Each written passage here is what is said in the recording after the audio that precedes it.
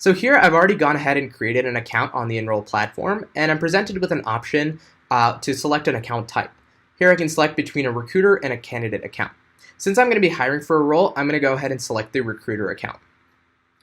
Once I've done that, I can actually see that in the 3 steps of the account setup process, the first step is already complete. So the first step is actually to create a company profile, and since I'm the second person in the organization to join Enrole, my company profile is already completed since I joined with an email address that has the same domain as my colleague who also joined the platform.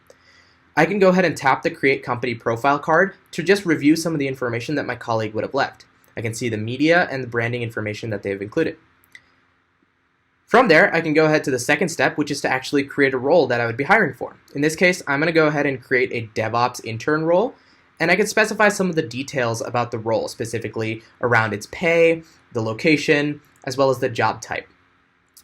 In the second tab here, I can actually present some of the description of the role. So I'm going to go ahead and add some technologies and tools, some kind of hard skills that a developer or a DevOps intern in this case would be using on the role. Then I'll go ahead and write a quick sentence-long role responsibility description, which quickly just describes how the role is supposed to go day to day for a candidate. This is opposed to a long paragraph that a typical job description might have. From here, I can actually finish up typing this, and then I can go ahead and finish this setup, and I can then move on to the third step. The third step, I can actually review the card that I created. So from here, you can see I have a DevOps role as well as some of the pictures that were previously uploaded to that card. Then I can go ahead and finish the onboarding process, and immediately I'm presented with candidates who are relevant to this role. In this case, we have Adarsh Pachori, who is a passionate full-stack engineer who might be a good fit for this role given his prior experience. So from here, I can go ahead and swipe up on his card to indicate interest in him as a candidate, and you can see immediately I'm presented with a You've Connected card. Here, I can either choose to start chatting with Adarsh immediately, or I can start to keep swiping. I'm going to go ahead and click Keep Swiping here, and I can see the next candidate that would also be presented for this role. And I can go ahead now and also express interest on this candidate.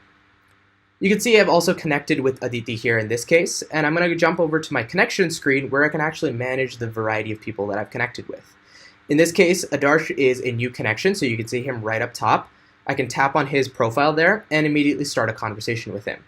So I'll quickly draft a message here as a recruiter to Adarsh to indicate interest and introduce myself to him, as well as talk a little bit about the company. As Adarsh had already joined the platform, he would have already been presented with our company mission, overview, as well as other company media that shows him a little bit about what it is we do and gives him a better picture of what the startup's goals are.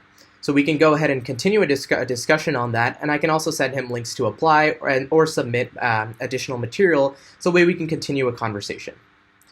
Thanks for watching, YC.